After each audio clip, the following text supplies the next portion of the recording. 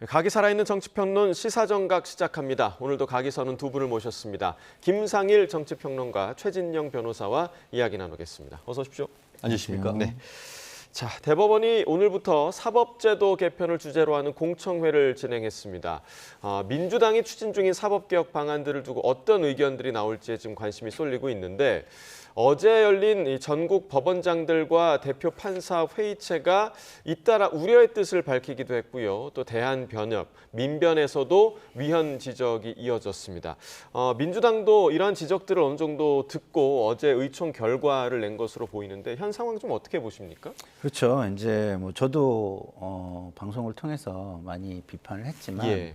법이라는 건 사실 약자를 위해서 존재하는 거예요. 강자들이 힘이 있다고 해서 그 법의 안정성을 떨어뜨리고 시민들, 국민들의 예측 가능성을 떨어뜨리게 된다면 그것은 법이 오히려 어떤 삶의 뭐랄까요, 발전을 저해하는 예. 요소가 되는 것입니다. 그렇기 때문에 힘 있는 자들은 오히려 굉장히 국민들의 뜻을 살펴가면서 법을 바꿔야 한다고 저는 생각을 하는데, 지금 민주당이 추진하는 법은 아무리 명분이 있다고 하더라도 그 과정의 공론화라든가 그리고 예측 가능성을 국민들에게 충분하게 주면서 추진되는 것은 아니다라는 생각이 있고요. 그렇기 때문에 그것의 위헌성이 논란이 커지고 있는 것입니다. 예. 사실은 국민들이 충분히 이것에 대해서 동의를 하는 상황에서 추진된다면 위헌성 논란도 힘을 발휘하기가 어려운 거 아니겠습니까? 그렇기 때문에 이제 그런 어떤 국민들의 지적과 이런 것들에 귀를 기울이고 위헌성을 제거하려는 예. 노력이 시작됐다. 그리고 문제가 지적돼서 그것을 수정할 수 있을 때 그것이 진정한 용기고 지도자의 길이다라는 말씀을 드립니다. 예. 자, 지금 뭐 말씀해 주신 대로 민주당에서 이 법안의 위헌성을 제거하려는 노력을 시작했다라고 이야기를 해 주셨는데 근본적으로 이 법안과 관련해서 위헌성이 제거될 수 있다고 보십니까? 발암물질은 발암물질이지 1급 발암물질과 2급 발암물질의 차이가 있습니까? 1급 발암물질에 발암물질을 희석시켜서 2급 됐다고 발암물질이 아닙니까? 지금 왜 이렇게 결국 정청래, 추미애, 김용민 의원 외에는 민주당 내에서도 이것이 위헌 시비가 있다는 것을 사실상 자백하고 있지 않습니까?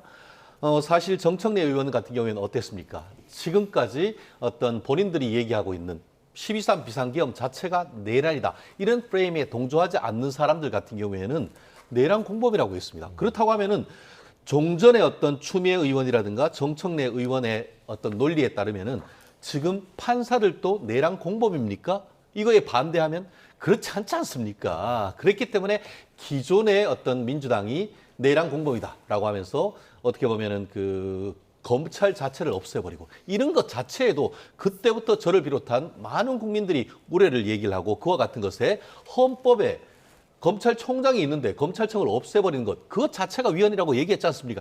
이 또한 그 연장선상에 있을 뿐인 겁니다. 그렇기 때문에 이런 부분에 있어서 그나마 다행히 지금 이제 속도 조절을 하고 있지만 예. 말씀드린 것처럼 지금 속도 조절을 해야 되는 것이 아니고 이것은 스스로 국민들에게 사과하고 거두는 것이 합당하다고 봅니다. 거두어야 한다라고 얘기를 제가 좀 해주시고요. 반론을 드릴 수밖에 예. 없는 게요. 위헌성에 논란이 있을 수는 있지만 위헌인 것과 아닌 것은 아주 다르죠. 법도 마찬가지입니다. 예.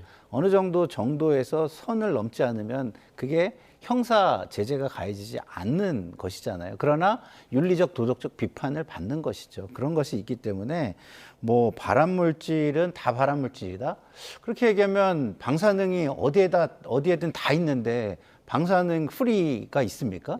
그리고 세균이라는 건 어디나 다 있는데 세균이 전혀 없는 데가 있나요? 그리고 세균이 전혀 없으면 오히려 인간은 죽습니다. 그렇기 때문에 그런 말씀은 제가 볼 때는 맞지 않고 예.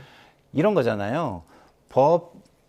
법원의 독립성을 유지한다면, 예를 들어서 일부 법원 외의 인사가 들어가도 매기 역할을 하거나 견제 역할을 하거나 어떤 정보의 투명성을 어떤 담보하는 역할을 예. 한다면 권한을 뺏지 않고 그 역할을 할 수가 있는 것입니다. 그런 걸 생각하면 그 위헌성이라는 건 충분히 제거가 될 수 있고 그러면서도 시민들의 어떤 소통과 감시 견제 기능을 더 넣을 수 있는 방안이 있다라고 저는 봅니다. 예. 이미 그런 제도는 다 있습니다.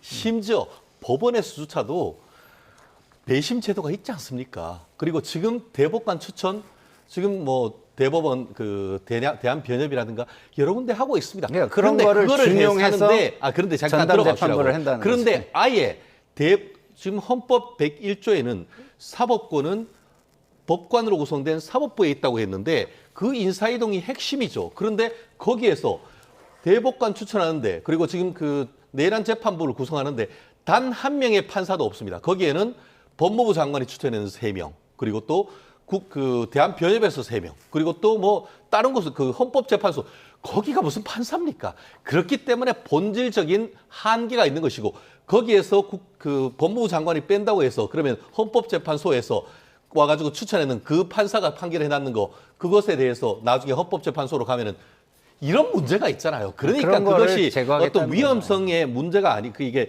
제거하고 줄이는 문제가 아니고 아예 없애야 된다는 것은 그거죠. 우리가 그렇지 않습니까? 어떤 세균 중에 유리한 세균도 있습니다. 그렇지만 발암 물질 중에 건강에 좋은 발암 물질이 있습니까? 저는 그걸 묻는 겁니다. 본질적인 차이가 있기 때문이죠. 다시 한번 정리를 하면 내란 전담 재판부가 핵심인 거고요. 예. 거기에 지금 말씀하신 것들은 여러 가지 장치들입니다. 그래서 그런 장치들을 예. 드러내겠다 내지는 조정하겠다라는 네. 것이다라는 자, 말씀을 드립니다. 어쨌든 지금 그 민주당이 계속해서 이제 드라이브를 걸었던 내란 전담 재판부에 제동이 걸린 셈인데 지금 정청래 대표의 리더십도 위기에 놓이지 않았나라는 생각도 드는 게 지난주에 1인 1표제도 부결이 됐고요. 이번에 이제 내란 전담 재판부도 그렇고 지금 정청래 대표의 상황에 대해서는 좀 어떻게 평가하세요? 저는 이게 위기는 기회가 되잖아요. 그래서 계속 밀어붙이려고 하는데 막히는 모습으로 계속 간다면 예. 위기라고 저는 생각해요.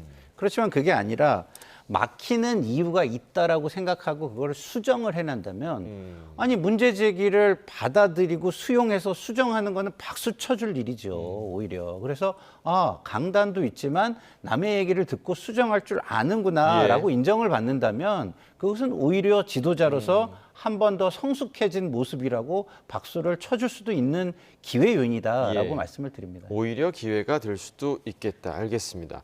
자, 이런 가운데 최근에 이재명 대통령이요. 어제였죠. 정원호 성동구청장을 콕 집어서 일 잘한다라는 식의 칭찬의 글을 올리기도 했는데 정원호 구청장은 여권의 서울시장 후보 중 한 명으로 꼽히는 인물이죠. 그래서 대통령의 글이 더욱더 관심을 모으고 있습니다. 관련 영상 함께 보시겠습니다.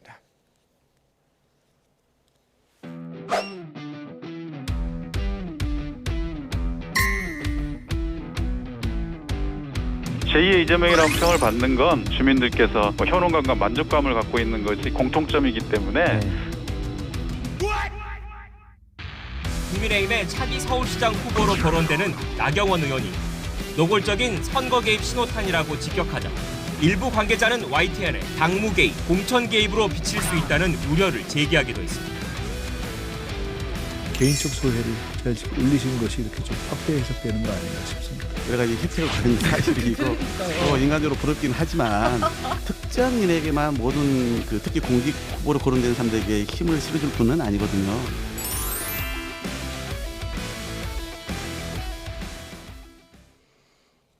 자, 일단은 어제 그 이재명 대통령의 SNS 글에 대해서 나경원 의원 같은 경우는 명백한 선거 개입이다 이렇게 좀 비판을 했더라고요. 애지중지 정원호. 뭐 저는 이게 딱 나오는데요. 네. 예. 사실 애지중지 하면 뒤에 따라오는 것이 뭐 김현직 예. 제일 부속 비서관 이런 얘기가 나오지 않습니까? 근데 제가 봤을 때 이재명 대통령에게는 그의 그 김현지 제일 비서관에 못지않은 정도로 스포트라이트를 주는 것 같습니다. 왜 그런 얘기를 하느냐? 지난 6월 3일 그 선거가 있은 이후에 용산 대통령실 200명이 넘는 참모들 다 모아놓고 여기에서 한 사람을 콕 찍어가지고 정말 일 잘한다라고 칭찬했던 사람이 바로 김현지 그 당시 부속실장. 총무 비서관이었습니다. 예. 그런데 이번 같은 경우에도 보면은 지금 현재 민주당의 내년 6월 3일 지방선거에 있었던 많은 후보들 중에 콕 찍어가지고 지금 정원호 지금 성동구청장을 얘기하고 있지 않습니까? 그런데 이번만이 아니었어요. 제가 확인해봤더니만 몇 달 전, 그러니까 민주당 내에서 이제 지역 분권과 관련되는 그 지방자치단체 그 전체 방백들을 다 모아놓고 그때 누구를 바로 옆에 앉혔냐? 바로 이 정원호 성동구청장을 바로 옆에 앉혀놓고는 옆자리에 앉혀놓고는 뭐라고 했냐? 여기 계신 분들 중에 저처럼 대통령이 많이 나왔으면 좋겠다 그런 얘기를 했었습니다. 결국 그 연장선상에 본다고 하면은 지금 내년 선거에 나의 마음, 명심이 누구가 있는지를 간접적으로 알아볼 수 있고 그러다 보니까 민주당 내에서도 지금 볼멘 소리가 나오는 건 아니겠습니까? 민주당 내에서 단순히 볼멘 소리를 넘어서 이거 잘못하면은 공천 개입 논란이 있을 수 있는데 하는 목소리가 나온 것은 그런 부분을 얘기를 하는 것이죠. 그렇기 때문에 이 부분을 지금 나경원 의원은 날카롭게 지금 지적하고 있는데 이 정도였다고 하면은 이재명 대통령도 더 나아가지는 않을 것이라 생각합니다. 그런데 더 뭔가 한다고 하면은 그때는 이제 현행법 위반 이런 논란이 있기 때문에 이 정도만 해도 사실 그 정도의 어떤 스포트라이트 받기는 만만치 않고 다른 후보들의 비판이 사실 부글부글 끓지 않을까 생각합니다. 조금 전에 영상에서 보신 것처럼 지금 민주당에서 가장 처음 서울시장 출마 선언한 박홍근 의원도 부럽다라는 얘기를 오늘 아침에 하긴 했고요. 다른 이제 후보군들이 좀 서운한 마음이 있을 것 같고 일단은 정원호 성동구청장, 구청장이기 때문에 비교적 국회의원들보다는 스포트라이트를 좀 덜 받은 측면이 있단 말이죠. 잘 모르는 분들도 계실 텐데 어떤 인물인지 좀 간단하게 소개를 해주시죠.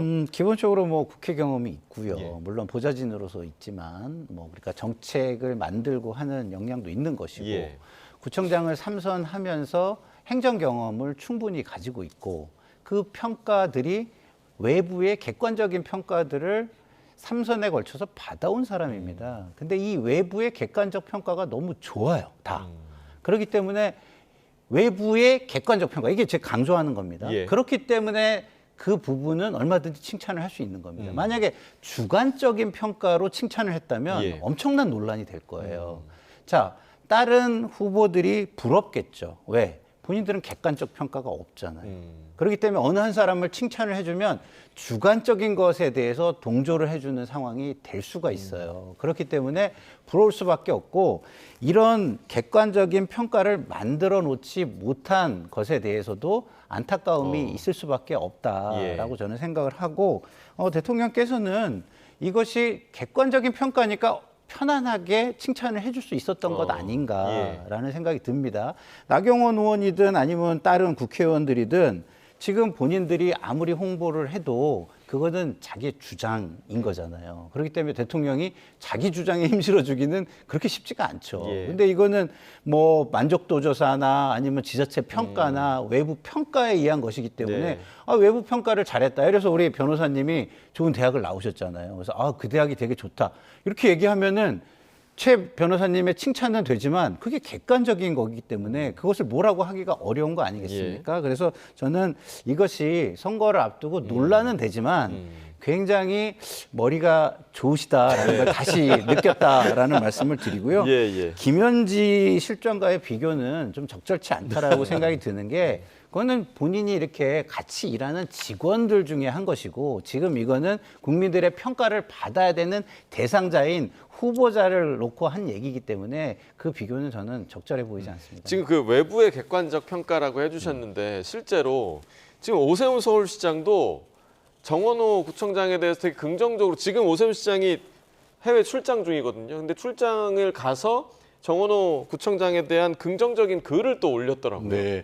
어떻게 보면 대인배 오세훈 뭐 이렇게 할 수도 있고요. 사실 우리 서울 같은 경우에는 강남벨트, 특히 강남 3구와 마용성이라고 하지 않습니까? 네, 강남 3구와 마포 그리고 용산 같은 경우에는 구청장이 국민의힘입니다. 그런데 그만큼 굉장히 부동산 가격도 높은 그래서 국민의힘을 지지할 만도 한 성동구에서 민주당 출신 그 구청장이 3선을 한다는 것은 국민의힘 지지자로서도 인정하지 않을 수가 없는 것이죠.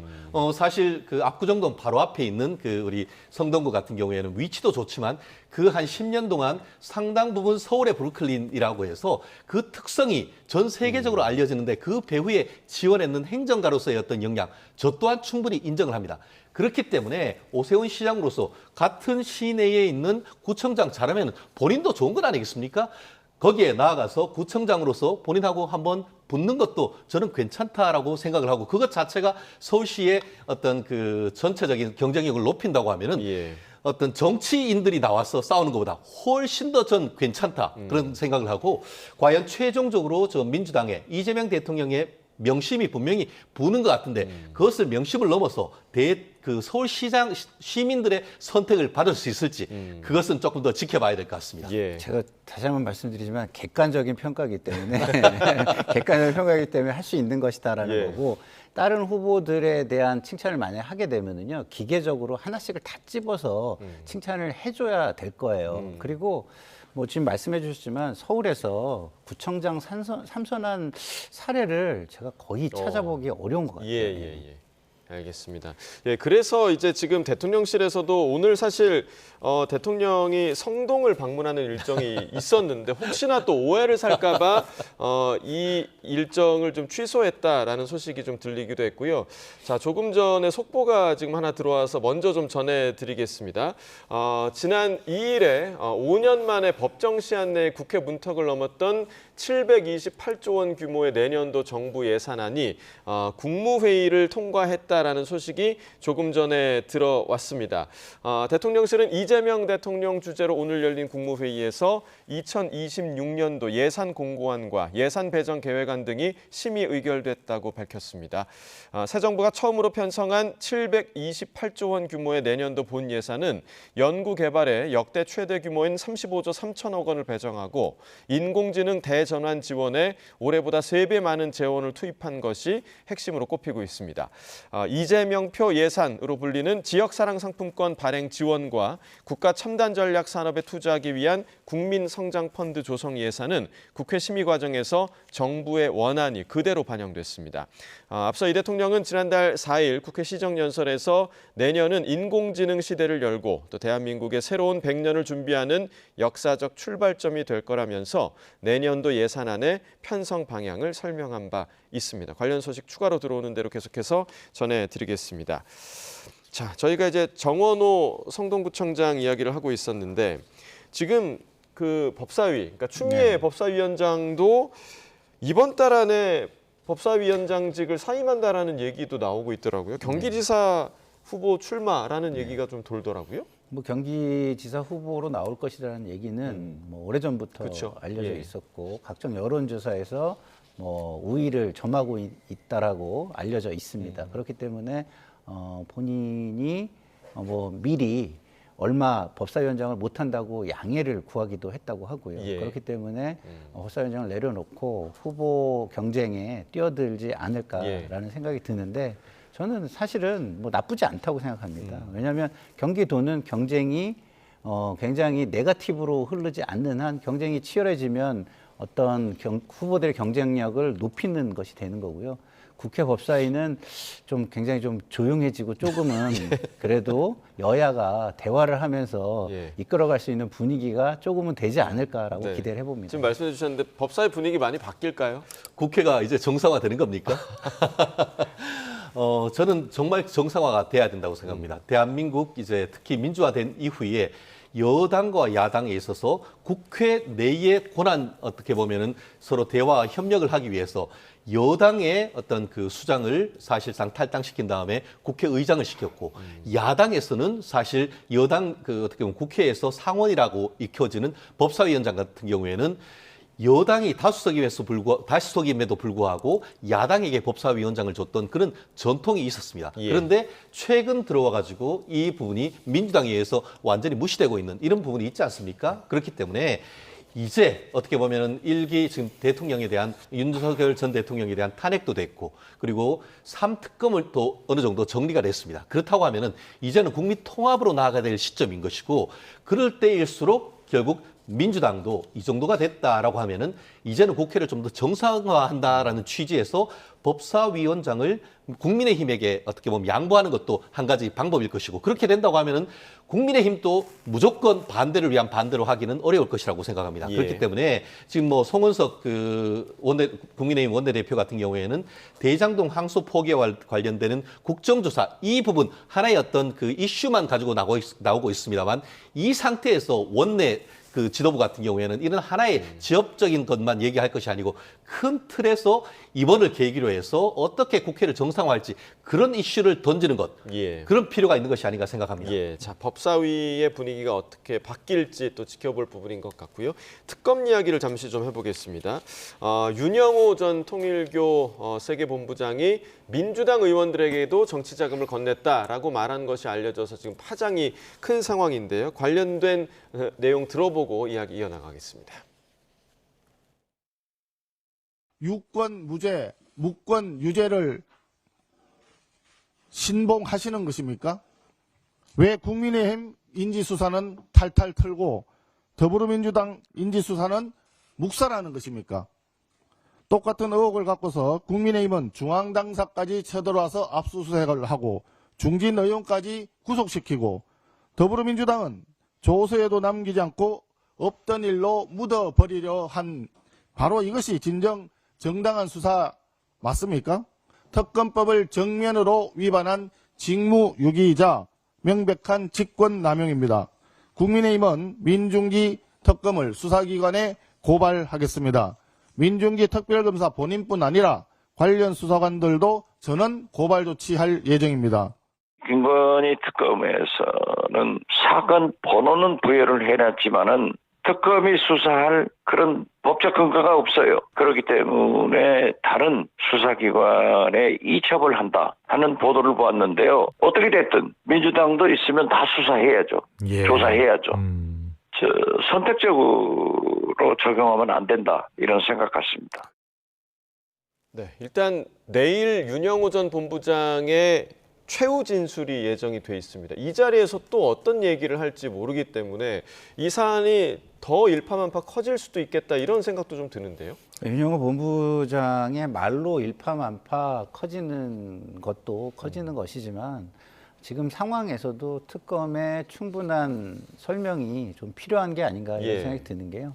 어쨌든 권성동 의원을 수사하고 구속할 때는 인지 사실에 대해서 수사를 할 수 있다는 조항을 들어서 했잖아요. 예. 그러면 이것도 이제 인지 사실이기 때문에 수사를 했어야 형평성에 맞는 것 같고, 만약에 안 한다고 한다면 빠르게 8월에 인지했을 때 이첩을 시켜가지고 다른 데서 하도록 하고, 국민에게 지금 뭐 특검의 수사력이나 이런 걸 볼 때 부득이하게 이걸 이첩했다든가 이런 식으로 했어야 이 의구심이 이렇게 커지지 않을 텐데, 지금 8월에 인지한 사안을 이제 와가지고 언론 보도가 나오니까 이렇게 이야기를 하는 것은, 그러니까 특검의 범위가 아니다라고 이야기하는 것은 형평성에도 맞지 않고 국민에게는 좀 편파적이다, 공정하지 못하다라는 의구심을 심기에는 충분하다라는 생각이 듭니다. 그런 측면에서 볼 때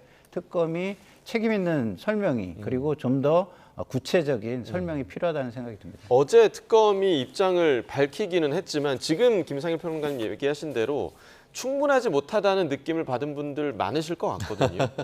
좀 전에 박지원 민주당 의원님께서는 법적 근거가 없다라고 하는데, 제가 법조인으로서 한 조항 읊어드리겠습니다. 지금 이른바 김건희 여사 특검 제2조 1항 16호에는 어떻게 돼 있냐. 이 사건 수사 과정에서 인지된 관련 범죄 행위를 수사 대상으로 삼고 있고, 그렇기 때문에 권성동 의원에 대한 구속 수사를 했던 것이고, 지금 어제 같은 경우에 재판이 있었던 것이죠. 그러면은 권성동 의원은 돈을 받으면 깜빵 가야 되는 것이고, 지금 민주당 국회의원은 받아도 아무런 문제가 없는 것입니까? 면책 특권이 거기에 있는 겁니까? 그렇다는 점에서 국민이 보기에, 아까는 뭐 송원석 의원은 유권 무죄, 무권 유죄라고 했는데, 좀 더 적나라하게 얘기하면은 여당 무죄, 야당 유죄, 그것 외에 더 뭐가 있습니까? 그리고 이 부분, 저는 정말 국민의 한 사람으로서 좀 분노가 느껴지는 것 같은데요. 실제로 지금 그 어떤 부분이 있냐면은, 경찰이 지나가던 그 어떻게 보면은 범죄자를 발견했는데 예. 안 잡은 게 있어요. 지명수배자. 그냥 보낸 게 있어. 그걸 어떻게 처벌했는지 아십니까? 그게 직무유기로 해서 처벌된 적이 있습니다. 인지하고도 수사를 하지만 그 자체가 직무유기인 것이고 실제로 특정범죄가중처벌법상에 어떻게 되어 있냐면은 수사에 종사하는 자가 범죄를 인지하고도 그것을 처리하지 않을 경우에는 1년 이상의 유기징역, 벌금조차도 없습니다. 굉장히 엄하게 처벌될 수밖에 없습니다. 결국 이 사안을 이미 사실은 알고도 윤본부장의 녹취록이라든가 아니면 자백을 통해서 알고도 인지하고 아까 사건 번호까지 부여했다? 예. 그럼 당연히 수사를 해야 되는 거예요. 안 했다고 하면은 결국 지금은 어떨지 모르지만 추후에 민중기 특검은 그것이 국수본이건 아니면 공수처건 직무유기로 형사 처벌될 가능성 상당히 높아진 것이 아닌가 생각을 합니다. 예. 앞으로 이제 특검에서 구체적으로 이 사안에 대해서 또다시 입장을 밝힐 수 있을지 좀 지켜봐야겠고 마지막으로 짧게 국민의힘 내부 사정 좀 짚어보겠습니다. 지금 뭐 장동혁 대표를 향한 비토의 목소리가 여기저기서 지금 나오고 있는 그런 상황인데요. 그 내용도 함께 좀 들어보겠습니다. 지도부는 또 뭐 2월 설 연휴 전 뭐 이런 언저리들을 또 얘기하고 있는 것 같아요. 그래서 이게 늘 항상 좀 늦는 거 아닌가, 좀 늦다고 보여지죠. 지금 지표로 다 나오잖아요. 연말 연초 동안에 뭔가 가시적인 변화를 보여주지 못하면 국민의힘 안에서 장동혁 지도 체제에 대한 전면적 문제 제기, 그 형태가 무엇이든지 간에 이걸 나올 가능성이 높다. 이렇게 좀 정리하면 될까요? 그런 우려가 좀 있습니다. 제가 그래요? 볼 땐. 그래요. 그럼 만약에 이런 상황이 분출된다면 장동혁 대표는 버티기 힘들 것이다. 이렇게 보십니까? 그런 일이 있어서는 안 되겠죠. 저는 그래도 당 지도부가 잘 판단을 해서 뭔가 이게 변화가 있었으면 좋겠습니다. 우리가 아니 지금 윤석열 정부가 이렇게 무너졌는데 누가 하나 지금 책임지는 사람 있어요? 그러니까 최소한 이철기 의원은 정기 은퇴 그거 아니면 당연하죠. 은퇴해야죠. 비대위 체제로 간다고 하면은 4분 5열돼요. 공천 과정에 대한 공관위 구성 문제나 여러 가지 그런 것들이 단일 대우로 움직이기가 어렵기 때문에 우리가 지금이라도 시간이 있다. 예, 저는 연내에 그런 부분에 대해서 노선 정리를 해야 된다. 이렇게 생각합니다. 자, 지금 연말 연초에 가시적인 그런 변화가 없다면 지금 장동혁 리더십에 큰 타격이 있을지도 모른다라는 이야기가 계속해서 나오고 있는데 지금 장동혁 대표에 대한 비판의 목소리를 높이는 그 인물들의 관심이 모아지고 있습니다. 이른바 친윤으로 분류가 됐던 의원들이기 때문인 것 같은데요. 원조 친윤이죠. 예. 이제 장동혁 대표는 완전 지각 중에 최고 지각 예. 친윤 아니겠습니까? 그러니까 원조 친윤들의 경험에서 나오는 이야기를 잘 들어야 하고요. 이미 우리는 황교안이다. 예.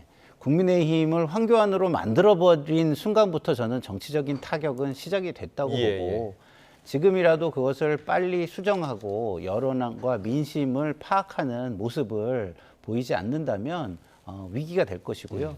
그것을 파악해서 나간다면 제가 아까 정청래 대표에게 이야기했던 것처럼 또 반전으로 국민에게 느껴져서 기회가 될 수도 있는 것입니다. 그렇기 때문에 그것이 너무 늦어지지 않게 손쓸 도리가 없는 시간이 오기 전에 무언가를 노선 정리를 하기를 바랍니다.